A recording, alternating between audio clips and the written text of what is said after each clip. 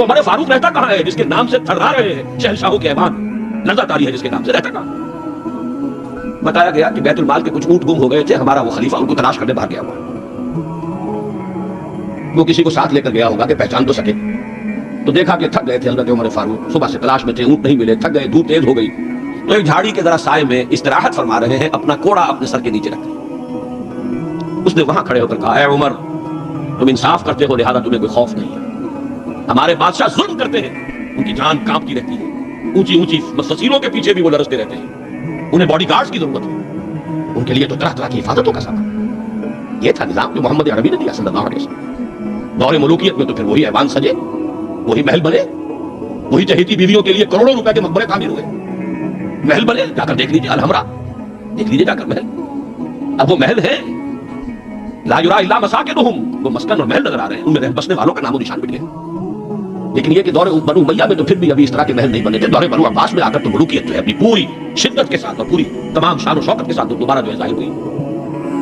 تو یہ اسلام کی تعلیم پر جو پردے پڑے ہیں، جو سرمایہ داری پھر آ گئی، جاگیرداری پھر آ گئی، بہانوں سے سود کو جائز کیا گیا، بیع مؤجل کے حوالے سے ہی سود کے لیے راستے کھول دیے گئے، یہ سارے جاگیریں دی جا رہی ہیں، یہ سارا کا سارا نظام آ گیا۔ ظاہر بات ہے جسے سعودی ماڈل درکار نہیں، جسے ایرانی ماڈل منظور نہیں، وہ اس ماڈل کو کیسے پسند ہے؟ ماڈل تو اگر چاہیے تو وہ تو خلافت راستہ کا، اس کا کوئی عملی نمونہ دنیا میں آج نہیں۔ تو اقبال نے یہ کہا تھا کہ اگر ایسا ہو گیا، کاش کہ ایسا ہو جائے، تو ہمیں ایک موقع مل جائے گا کہ اسلام کی تعلیمات پر جو پردے دور ملوکیت میں پڑ گئے تھے انہیں ہٹا کر اسلام کے اصل رخ روشن دنیا کو دکھائیں۔ یہی بات قائد اعظم نے کہی تھی۔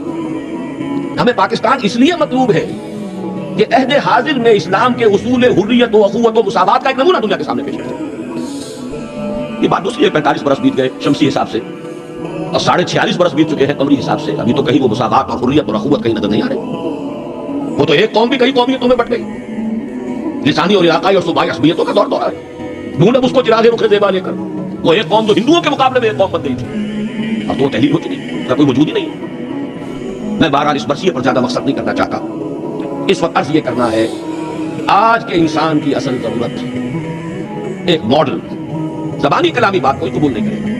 خلافت راشدہ کی مدح کریں گے، وہ کہیں گے بگرم سلطان بود، تو راجے تم کیا، اپنی شکل دیکھو، تم کیا، تم تو ہم سے بدتر ہو، تمہارے ہاں ڈسکریمنیشن، سید زیادہ تو سید زیادہ ہے، ہی ہے، اونچائی ہے، اخلاق کا کتنا ہی پست ہو، اور یہ مسلی یہ تو ہے ہی نیچ، چاہے اخلاق اور کردار میں کتنا ہی اونچا ہو جائے، تم تو سید بھی ہو، مرزا بھی ہو، افغان بھی ہو، تم سبھی کچھ بتاؤ، تم مسلمان بھی ہو، تمہارا تمدن، تمہاری تہذیب، تمہارا نظام بدترین نظام۔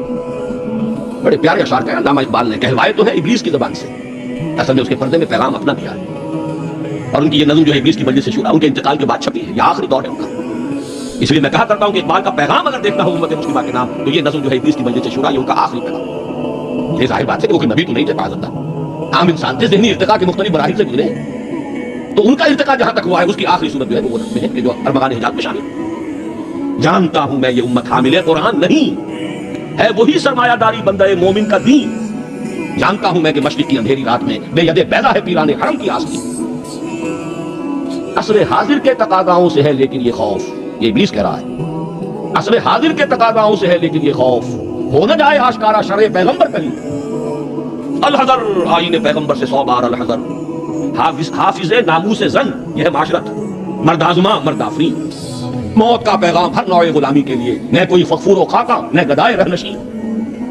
کرتا ہے دولت کو ہر آلودگی سے پاک و صاف، غلاموں کو مال و دولت کا بناتا ہے امین، اس سے بڑھ کر اور کیا فکر و عمل کا انقلاب، بادشاہوں کی نہیں اللہ کی ہے یہ زمین، یہ ہے انقلاب، چشم عالم سے رہے پوشیدہ یہ آئیں تو خوب، ابلیس کہہ رہا ہے نا، چشم عالم سے رہے پوشیدہ یہ آئیں تو خوب، یہ غنیمت ہے کہ خود مومن ہے محروم یقین۔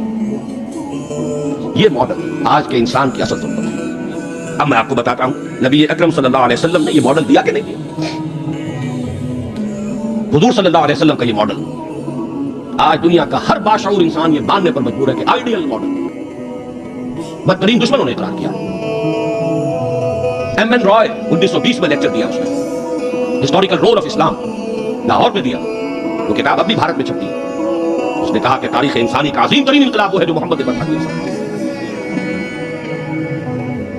گاندھی نے 1937 میں جب پہلی مرتبہ ہندوستان میں انگریزوں نے ہمیں کچھ تھوڑی سی سیلف گورنمنٹ دینی شروع کی تھی، 35 का एक्ट जो है, गवर्नमेंट ऑफ इंडिया एक्ट 1935, उसके नतीजे में फिर इलेक्शंस हुए सन 36 में, और फिर वजारतें बनी और पूरे हिंदुस्तान में कांग्रेस की वजारत। हरिजन में मकाना लिखा गांधी ने और अपने उन वजीरों को कहा, हिदायत की, या अबू बकर और उमर के मॉडल को सामने रखना, मैं तुम्हारे सामने अबू बकर और उमर की मिसाल पेश करूं। मुझे एक वाकया और याद आया है, ये तो चीज छपी हुई है, हरिजन का मकाला है, इसको तो कोई शख्स वेरीफाई कर सकता है। एक वाकया जो है, ये एक रिवायत है। मैं जब पहली मरतबा हैदराबाद दक्कन गया था, ये आज से 10 साल पहले की बात है, वहां एक मौलाना अबुल कलाम आजाद इंस्टीट्यूट है, उसमें मेरी तकरीर थी, खचाखच भरा हुआ हॉल। एक साहब जो गवर्नर रहे थे, पुराने कांग्रेसी, बूढ़े 80 बरस की उम्र के गवर्नर रहे थे बिहार के, भी नाम मुझे इस वक्त से उतर गया, वो सदगुण की सदारत थी। वहां मैंने तकरीर की मौलाना अबुल कलाम आजाद मरहूम के एक जिंदगी के बारे में, उसका तफसील में यहाँ बयान नहीं करूंगा। तो एक साहब जो वहां रिटायर हुए थे उस्मानिया यूनिवर्सिटी से as head of the political science department, वो मुझसे मिले। उन्होंने एक तो मुझे ये कहा कि आज तक अबुल कलाम के बारे में अगरचे मैंने 20 लोगों को पीएचडी करा दी है, मौलाना अबुल कलाम आजाद की जिंदगी, उनके ख्यालात, अफकार, नजरियात, उन पर 20 को मैंने पीएचडी कराई अपनी निगरानी में, लेकिन इतना क्लियर कॉन्सेप्ट मेरे सामने अबुल कलाम का आज तक नहीं था। वो 2 जुमले में बयान कर देता हूं। मैंने ये कहा कि अबुल कलाम की जिंदगी के 2 दौर थे, 1912 से लेकर का और 1920 तक का अबुल कलाम, ये तसलसल था तहरीक शहीदैन का। सैयद अहमद बरेलवी रहमतुल्लाह अलैह और शाह इस्माइल शहीद रहमतुल्लाह, इनकी जो तहरीक जिहाद थी उसका मानवी तसलसल है अबुल कलाम, अल हिलाल और अल बलाग वाला अबुल कलाम। लेकिन फिर 1920 में उसने हिम्मत हार दी, माहौल से ताउन नहीं मिला, मुखालफत हुई उलमा की तरफ से, उसको उस खाते को बंद करके हिजबुल्लाह का खाता, हुकूमत इलाहिया के क़याम की जिद्दोजहद, ये चैप्टर क्लोज किया अबुल कलाम। 1920 से लेकर और फिर 1958 तक, अपने इंतकाल तक का ये जो दौर है अबुल कलाम का, ये है 1857 की जंग आजादी का तसलसल। अगर आपके ज़हन में अपनी पिछली सदी की ये 2 तहरीकें हो, 1930 की जो तहरीक थी, 1830 की, 1826 से लेकर 1831 में फिर शहादत हुई बालाकोट, ये जो तहरीक थी इसका तसलसल है अल हिलाल और अल बलाग वाला अबुल कलाम। 1857 में जंग आजादी थी, अंग्रेज के खिलाफ बगावत, उसे गदर कहते थे, अब जंग आजादी कहते हैं। अंग्रेजी दौर में हमने जब तारीख पढ़ी थी तो वो गदर के नाम से थी, उसमें हिंदू और मुसलमान दोनों शरीक थे, मुत्तहिदा जिद्दोजहद थी अंग्रेज से निजात पानी थी। तो अबुल कलाम की 1920 के बाद से लेकर बाकी जिंदगी जो है वो दर हकीकत मानवी तसलसल है उस जंग आजादी का जो 1857 में लड़ी गई और नाकाम हो गई। नाकाम तो वो भी हो गई, तहरीक शहीदैन भी नाकाम, 1857 की जंग आजादी भी हो गई। बहरहाल उन्होंने एक बात तो ये बताई, और मुझे असल में जो याद आया था मामला, उनके एक और कॉल का था।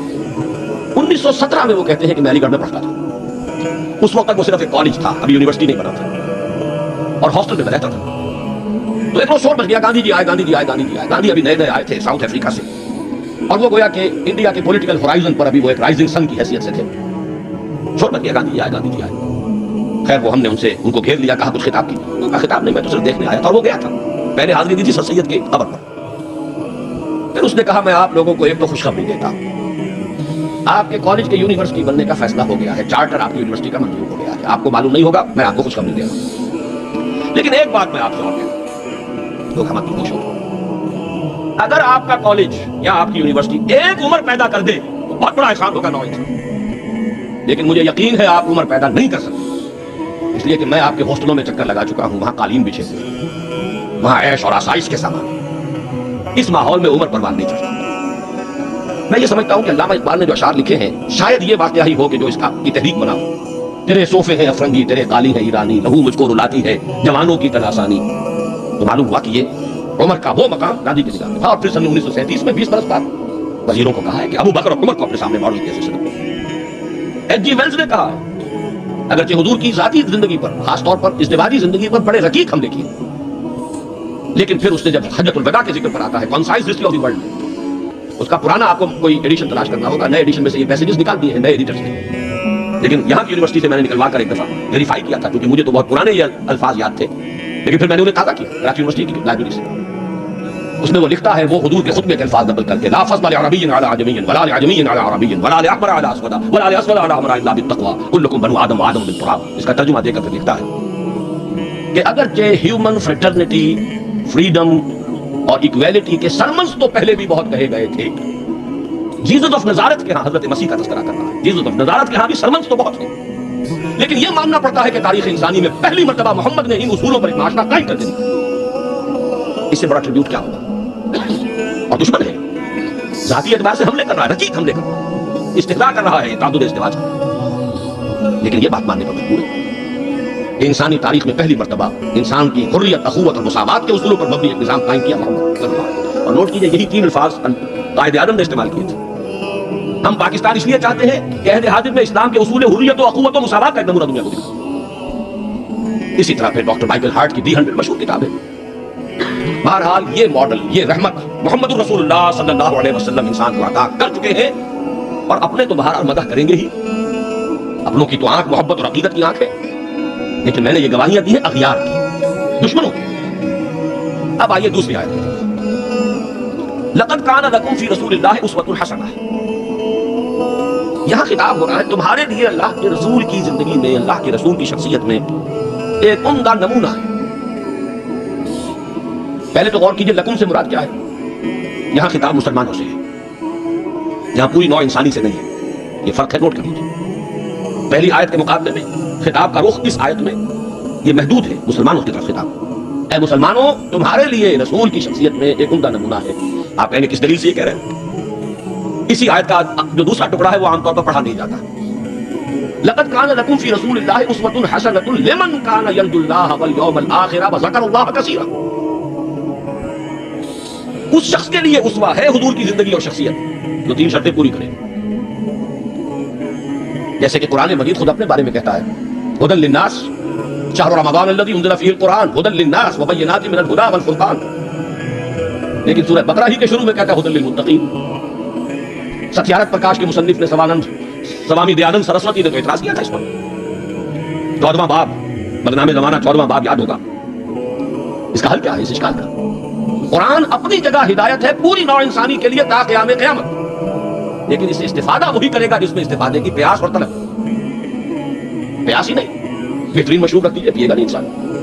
بھوک نہیں، بیماری کی وجہ سے ذائقہ منہ کا خراب ہے. آپ نے دیکھا ہوگا ماؤں کو بیچاریاں بچوں کی کیسی کیسے خوش آمدید کرتی ہیں، بیٹے کچھ کھا لو، یہ کھا لو، وہ کھا لو، یہ، لیکن اس کا منہ کا ذائقہ بگڑا ہوا کچھ نہیں کھاتا. بھوک مری ہوئی ہے، کچھ نہیں کھاتا. تو جس میں ہدایت کی طلب نہیں ہوگی قرآن اس کو ہدایت نہیں دے گا. اپنی جگہ ھدی للناس استفادے کے لیے شرط ہے، پیاس ہو طلب ہو تب. اسی طرح حضور کی زندگی اسوہ کاملہ اپنی جگہ مکمل ہر اعتبار سے، لیکن اس سے استفادہ کرنے کے لیے 3 شرطیں ہیں. لقد کان لکم فی رسول اللہ اسوۃ حسنۃ لمن کان یرجو اللہ والیوم الآخر وذکر اللہ کثیرا. اس کے لیے اسوہ ہے کہ جو اللہ سے ملاقات کا امیدوار ہے، یوم آخرت پر یقین رکھتا ہے، حساب کتاب کا یقین ہے، اور اللہ کا ذکر کرتا ہو کثرت کے ساتھ. بہت اہم ہے یہ نقطہ. تو عام طور پر اس آیت کا دوسرا ٹکڑا جو ہے وہ سنایا ہی نہیں جاتا. لقد کان لکم فی رسول اللہ اسوۃ حسنۃ لمن کان یرجو اللہ والیوم الآخر وذکر اللہ کثیرا. اللہم ربنا اجعلنا منہم، اے اللہ ہمیں ان لوگوں میں شامل فرما جو ان 3 شرطوں کو پورا کر کے اور محمد رسول اللہ صلی اللہ علیہ وسلم کی اسوہ حسنہ سے استفادہ کر سکے. اب نوٹ کیجئے حضور کا یہ اسوہ نمونہ کس کس پہلو سے ہے. اس میں بھی ذرا 3 مراحل آئیں گے. سب سے پہلے یہ کہ ایک فرد کی حیثیت سے اسوہ کامل. خاص طور پر میرے نزدیک تو یہ سیرت النبی کا اعجاز ہے، معجزہ ہے، اگرچہ حضور کا سب سے بڑا معجزہ قرآن ہے. انسان کی جتنی حیثیتوں کا آپ تصور کر سکتے ہیں ان تمام حیثیتوں میں اسوہ موجود ہے. محمد رسول باپ کی حیثیت سے اسوہ موجود، حضرت مسیح کی زندگی میں تو نہیں، انہوں نے شادی نہیں کی. شوہر کی حیثیت سے اسوہ موجود، خسر کی حیثیت سے اسوہ موجود، حضرت علی کے خسر ہے کہ نہیں، حضرت عثمان کے خسر ہے یا نہیں. داماد کی حیثیت سے اسوہ موجود، حضرت ابوبکر حضرت عمر کے داماد ہے کہ نہیں. پھر ذرا غور کیجئے، داعی کی حیثیت سے اسوہ، مبلغ کی حیثیت سے اسوہ، معلم کی حیثیت سے اسوہ، مربی اور مزکی کی حیثیت سے اسوہ، امام مسجد کے اعتبار سے اسوہ، خطیب مسجد کے اعتبار سے اسوہ، پھر میدان جنگ میں سپہ سالار کی حیثیت سے اسوہ، قاضی القضات کی حیثیت سے اسوہ، اور صدر مملکت کی حیثیت سے اسوہ. کون سی زندگی کا گوشہ ہے؟ اتنی گمبھیر زندگی کا واقعہ یہ ہے کہ کوئی اور دنیا میں مثال آپ نہیں مل سکتی، اتنی جامع. یہی بات ہے جو ڈاکٹر مائیکل ہارٹ نے تو یہی بات تو کہی ہے. He is the only person supremely successful in both the religious and secular fields. باقی عظیم شخصیتیں ایسی ہیں یا مذہب و اخلاق اور روحانیت کے میدان میں بلند نظر آئیں گی تو دنیا اور سیاست اور مملکت اور ریاست اور سپہ سالاری میں 0. گوتم بدھ کا ادھر اونچا مقام ہے، ادھر 0. حضرت مسیح کا ادھر اونچا مقام، ادھر 0. حضرت مسیح ابھی آئیں گے، دوسرا میدان بھی، اس میں بھی ان کی جولانیاں ہوں گی، لیکن اس وقت دنیا جس مسیح سے واقف ہے ان کی زندگی میں تو دوسرا کھاتا ہی نہیں، کھانا کھلا ہی نہیں. اور ادھر آئیے سکندر اعظم کہاں میکڈونیا سے چلا ہے، بیاس تک پہنچ گیا ہے 3 سال کے اندر. لیکن روحانیت اور مذہب اور اخلاق کے معاملے میں 0 سے کام نہیں چلتا، کوئی مائنس ویلیو لانی پڑے. اسی طرح اٹیلا، اسی طرح چنگیز خان. ایک ہی شخصیت ہے، the only person supremely successful in both the fields. گویا کہ ہر اعتبار سے اسوہ کاملہ. یہاں بھی ایک نقطہ ذرا سی ڈائگریشن ہے. ایک پہلو ایسا ہے انسانی زندگی کا جس میں حضور اس کا کی شخصیت یا آپ کی سیرت اسوہ نہیں ہے. آدمی چونک جائے گا اسے شاید توحید پر محمول کرے لیکن ہے. اور وہ شخصیت کا پہلو ہے ایک عورت کی حیثیت. بیوی کے لیے اسوہ, ماں کے لیے اسوہ کہاں سے آئے؟ آخر آدھی انسانیت ہے, نصف بہتر حیات آپ تو کہتے ہیں, دی بیٹر ہاف, اس کے لیے اسوہ, اس کی جسمانی زندگی کے اعتبار سے اسوہ تھا. دیکھیے یہی نقطہ ہے, نوٹ کر لیجئے, دل پر لکھ لیجئے. یہی وجہ ہے کہ جس سورہ مبارکہ میں یہ آیت آئی ہے لقد کان لکم فی رسول اللہ اسوۃ حسنہ, اسی میں فرمایا گیا ہے نبی کی بیویوں تمہیں اسوہ بننا ہے پوری نوع انسان. یا نساء النبی لستن کاحد من النساء, اے نبی کی بیویوں تم عام عورتوں کے مانند نہیں. نبی کی زندگی میں جو خلا ہے اس لیے کہ وہ مرد ہے, اسوہ کے اعتبار سے جو خلا رہ گیا ہے اسے تمہیں پر کرنا ہے. انما یرید اللہ لیذھب عنکم الرجس اہل البیت ویطہرکم تطہیرا. اللہ چاہتا ہے کہ تم سے ہر طرح کی گندگی آلائش کو خوب دھو کر پاک کر دے. تطہیر, جتنا کہ تطہیر کا حق ہے بتمام و کمال تمہاری شخصیتوں میں پورا ہو جائے, اس لیے کہ تم پوری امت کے لیے, نوع انسانی کے لیے اسوہ کی وہ کمی کی جو سیرت محمدی میں ہے صلی اللہ علیہ وسلم, اس خلا کو پر کرنے والی بنو گی. بہرحال انفرادی حیثیت میں گمبھیر ترین اسوہ حضور کی زندگی میں موجود ہے. اسی کا ایک رخ اور بھی ہے انفرادی زندگی کا, اور وہ ہے اخلاقیات. حضور کا اپنا قول ہے انما بعثت لاتمم مکارم الاخلاق, مجھے اس لیے بھیجا گیا ہے, مبعوث کیا گیا تاکہ اخلاق کی بہترین جو بلندیاں ہیں ان کی تکمیل کروں, اتمام کروں. اس کا مفہوم کیا ہے اس کو سمجھیں. علیحدہ علیحدہ انڈیویجول ایتھیکل ویلیوز, اخلاقی قدریں مختلف انبیاء کی زندگی میں اپنے نقطۂ عروج کو پہنچ چکی ہیں. صبر میں حضرت ایوب سے آگے کس کا مقام ہوگا؟ ان کے تو نام کا جزء ہے ایوب صابر, محاورہ ہے صبر ایوب. اجدنی انشاءاللہ من الصابرین, سر تسلیم خم ہے جو مزاج یار میں آئے, اس سے کوئی اونچا مقام ہوگا. استقامت میں حضرت نوح سے آگے کوئی جا سکتا ہے؟ 950 برس, کس پر آئے 950 برس؟ فلبث فیہم الف سنۃ الا 50 عاما. دعوت اور تبلیغ میں استقامت سے اس سے آگے تو کوئی مقام ممکن نہیں. غیرت اور حمیت اور جلال دین کے لیے حضرت موسیٰ سے آگے کون جائے گا؟ زہد اور لذات دنیا سے کنارہ کشی میں حضرت مسیح اور حضرت یحییٰ سے آگے کون سا مقام؟ اب کمی کون سی تھی, یہ ہے بات سوچنے کی. پھر اتمام کس کا کیا آپ نے؟ یہ اتمام ہے جامعیت کا اتمام. ان تمام اقدار کو جمع کر کے ایک بہترین گلدستہ توازن اعتدال کے ساتھ ان سب کو ایک شخصیت میں جمع کر دینا, یہ ہے وہ اتمامی اور تکمیلی شان جو محمد رسول اللہ صلی اللہ علیہ وسلم کی ہے اس میدان میں. زہد بھی ہے لیکن ازواج مطہرات بھی ہے, نکاح بھی ہے. وہ زہد نہیں ہے کہ جو رحمانیت والا زہد. حضرت عائشہ کی شہادت ہے کہ حضور بیٹھے ہوتے تھے ہمارے ماں بہن اور پیار اور محبت کی باتیں ہوتی تھی. مزاحد خشک کا معاملہ نہیں تھا حضور کا. حضور نے خود فرمایا مجھے تمہاری اس دنیا سے 3 ہی چیزیں پسند ہیں, ان میں سے ایک عورت کا ذکر کیا. کوئی حجاب نہیں, جو فطرت ہے جو اللہ نے بنائی ہے. بھرپور آئلی زندگی پسند ہے, بہت محبت کرنے والے اور محبت دینے والے شوہر سے محبت کرنا. لیکن جیسے ہی اذان کی آواز آتی تھی ایسے اٹھ کر چلے جاتے تھے کہ جیسے ہم سے کوئی تعلق ہی نہیں, سروکاری نہیں, ہم سے واقف ہی نہیں کہ ہم کون. یہ ہے وہ درمیانے قارے دریا تختہ بدم کر گئی باز بھی کوئی کہ دامن ترمک ہوشیار باش. اچھا دیکھیے یاد آ گیا ہے, آپ کی بھی طبیعت اس وقت جو ہے میں تو دیکھ رہا ہوں آمادگی ہے, وقت کچھ زیادہ بھی صرف ہو جائے تو کوئی حرج نہیں. رجم کا ایک واقعہ ہو رہا ہے حضرت مسیح کی زندگی. وہ میری مگدلین پڑھا ہوگا آپ نے, زانیہ تھی, جرم ثابت ہو گیا, اسے رجم کرنے کے لیے لے کے جا رہے تھے. شور مچا ہوا تھا, حضرت مسیح بھی گزر رہے تھے, کیا معاملہ ہے؟ یہ ہے. فرمایا ٹھیک ہے چلو, خود بھی چلے. اب جب اسے باندھ دیا گیا اب کھڑے ہو کے فرمایا ٹھیک ہے قانون ہے رجم کا اور یہ شریعت موسوی کا حکم ہے, رجم ہونا چاہیے, لیکن اس کو پہلا پتھر وہ مارے. حضور کی شخصیت میں آپ کو 2 رخ جمع ہیں. وہ غامدیہ خاتون آئی ہے, اس نے کہا حضور مجھے خطا مجھے پاک کر. حضور نے پوچھا کہ کہیں حمل تو نہیں ہے؟ جی حمل بھی ہے. تو جاؤ, جرم تمہارا ہے, اس جان کا کیا جرم ہے جو تمہارے پیٹ میں وضع حمل کے بعد اب آئی ہے. وہ وضع حمل کے بعد بچہ گود میں ہے. حضور وہ مرحلہ طے ہو گیا, مجھے پاک کر دیجیے, رجم کر دیجیے, میں پاک ہو جاؤں, دنیا کی سزا میں ہوں گا. کچھ دنوں کے بعد پھر آئی ہے, بچے کے ہاتھ میں روٹی کا ٹکڑا ہے, کھا رہا ہے. فرمایا ہاں ٹھیک ہے لے جاؤ اس کو رجم کر دو, اللہ کا حکم ہے. لا تاخذکم رافۃ فی دین اللہ ولا تاخذکم بہما رافۃ فی دین اللہ. اللہ کا حکم ہے, کرنا ہوگا, چاہے اپنے سینے پر پتھر رکھنا پڑے, رجم کرنا. لیکن جب رجم ہو گیا ہے, وہ خاتون جو ہے ان کا انتقال ہو گیا, کسی کی زبان سے نکل گیا کتنی بے حیا عورت تھی, حضور نے ڈانٹ دیا نہیں، اس عورت نے وہ توبہ کی ہے کہ اگر تمام مدینے والوں پر تقسیم کر دی جائے تو سب کی نجات کا ذریعہ بن جائے. یہ توازن ہے. حکم رب کا نفاذ بھی ہے، اس میں اپنی ذاتی شفقت کو آڑے نہیں آنے دینا ہے، لیکن یہ نہیں ہے کہ اس سے کوئی سوء ظن ہو. مریض سے دشمنی نہیں ہوتی، مرض سے دشمنی ہوتی. مریض سے تو ہمدردی ہے، اور اس نے تو وہ توبہ کی ہے. بہرحال انفرادی سطح پر میں نے ایک عرض کیا کہ اسوہ محمدی کی جامعیت کبریٰ. نمبر 2، اخلاقی میدان میں تکمیل، یعنی تمام جتنی اخلاقی اقدار ہیں بلند اور اعلیٰ، ان کا مجموعہ حسین گلدستہ جس میں ہر شے اپنے اپنے مقام پر صحیح توازن اور اعتدال کے ساتھ ہے. یہ ہے خاص معاملہ محمد رسول اللہ صلی اللہ علیہ وسلم. دوسرا اسوہ حضور کا وہ میں بیان کر چکا ہوں، ایک ماڈل پیش کر دیا، نوع انسانی کے لیے ایک ماڈل، وہ نظام قائم کیا. کس نے کیا؟ محمد رسول اللہ نے کیا صلی اللہ علیہ وسلم. اگر یہ نوٹ کر لیجئے کہ اس ماڈل کا جو اصل ہے دور، وہ ہے دور فاروقی. یہاں بھی کہیں آپ یہ نہ کہیں توہین کر رہا ہے، دور نبوی نہیں ہے اس کا ماڈل. کیوں؟ حضور کی حیات طیبہ میں تو ابھی انقلابی عمل جاری تھا، ریولوشنری پروسیس تھا اپنے پورے گلوبل کے. نظام قائم ہوا اور آپ کا انتقال ہو گیا، بلکہ آپ نے خود چوز کیا. اللہم فی الرفیق الاعلیٰ، اے اللہ بس میرا کام پورا ہو گیا، اب میں مزید یہاں رہنے کو تیار نہیں. خود خطبہ دیا آپ نے.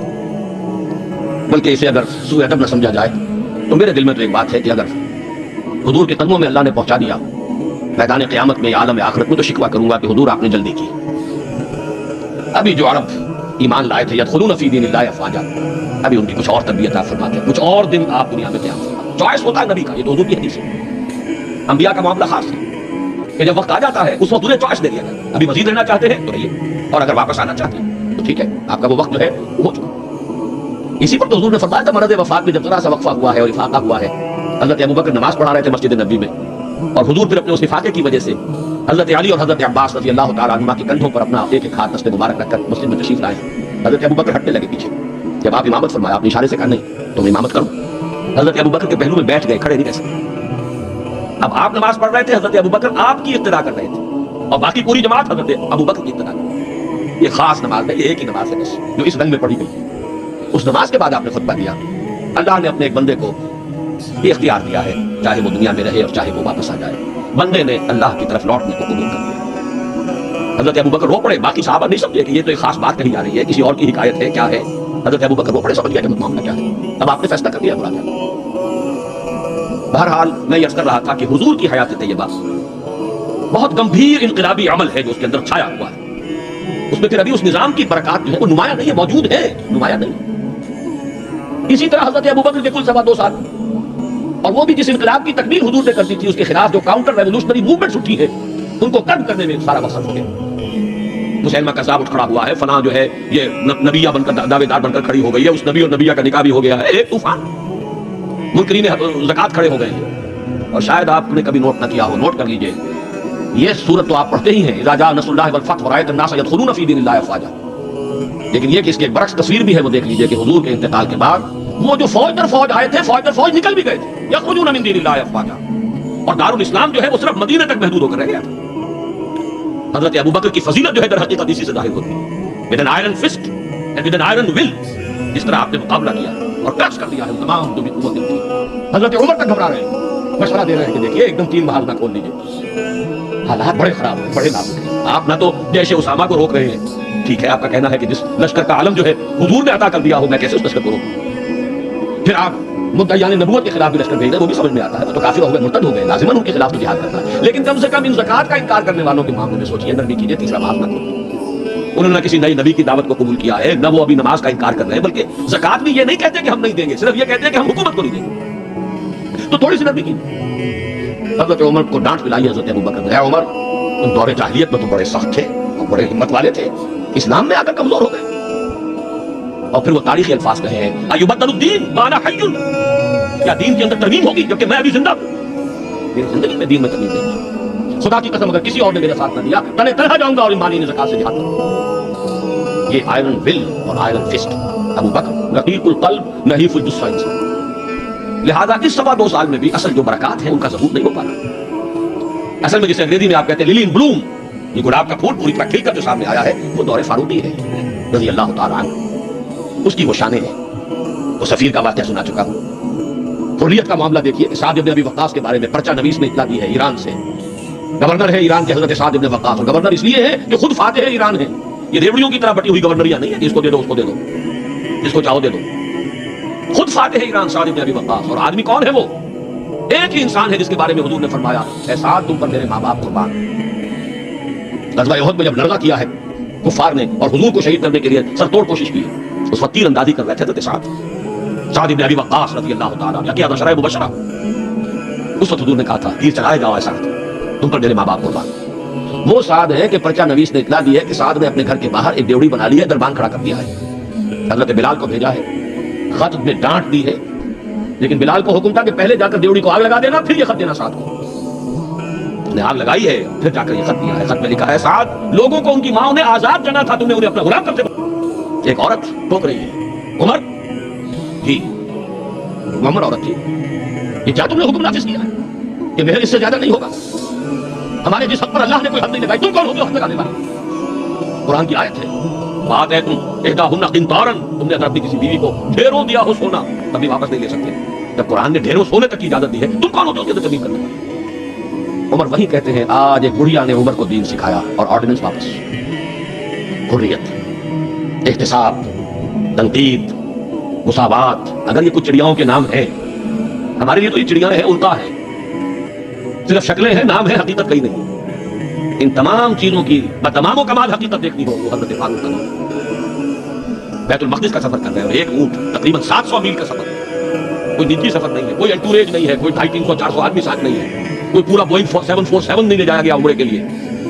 एक ऊंट एक खादिम, उसी ऊंट पर राशन भी है, ज्यादा बैक वक्त दो आदमी नहीं बैठ सकते, एक ही आदमी सवारी कर सकता। एक मंजिल में खलीफा वक्त ऊपर बैठे हैं और खादिम नुकेल पकड़कर आगे चल रहा है, अगली मंजिल में खादिम ऊपर बैठा है और खलीफा वक्त नुकेल पकड़कर, और आखिरी वक्त में बारी इत्तेफाकन आ गई खादिम की, उसने हाथ जोड़ दिया कि खुदा के लिए लोग क्या कहेंगे, मेरे सर हो जाएंगे, और मैं नहीं, दौरुक नहीं, बारी तुम्हारी।